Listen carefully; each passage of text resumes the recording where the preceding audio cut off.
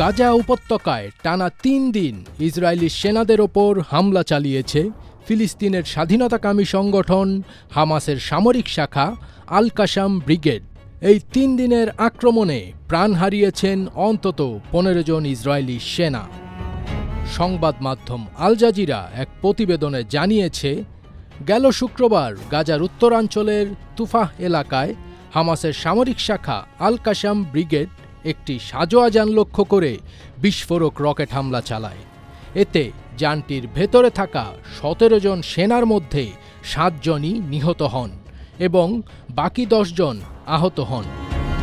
তুরস্কের রাষ্ট্রায়ত্ত সংবাদ সংস্থা আনাদলু এজেন্সি জানায়, গত বৃহস্পতিবার গাজা সিটি এলাকায় আল কাসাম ব্রিগেডের গুলিতে আরও একজন ইসরায়েলি সেনা নিহত হয়েছেন। একই সময়ে হামলায় ইসরায়েলি বাহিনীর ২টি মেরকাভা ট্যাঙ্ক, একটি সাজোয়া যান এবং একটি বুলডোজার ধ্বংস করে ফেলা হয়েছে।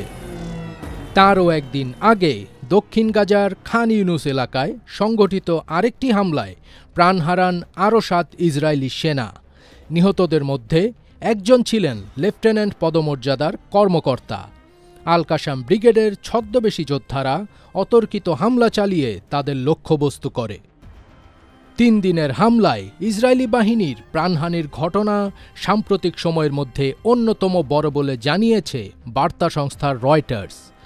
গত মার্চে যুদ্ধবিরতির পর পুনরায় গাজায় অভিযানে যাওয়ার পর এটাই সবচেয়ে বেশি সংখ্যক সেনা নিহত হওয়ার ঘটনা।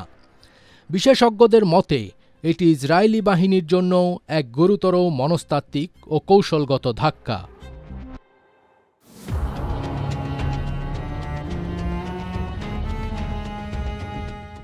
২০২৩ সালের ৭ অক্টোবর হামাস যোদ্ধারা ইসরায়েলের দক্ষিণাঞ্চলে অতর্কিত হামলা চালিয়ে ১২০০ জনকে হত্যা করে এবং ২৫১ জনকে জিম্মি করে গাজায় নিয়ে আসে। এর প্রতিক্রিয়ায় ওই দিন থেকেই গাজায় ভয়াবহ সামরিক অভিযান শুরু করে ইসরায়েলি প্রতিরক্ষা বাহিনী IDF, যা এখনও চলমান রয়েছে।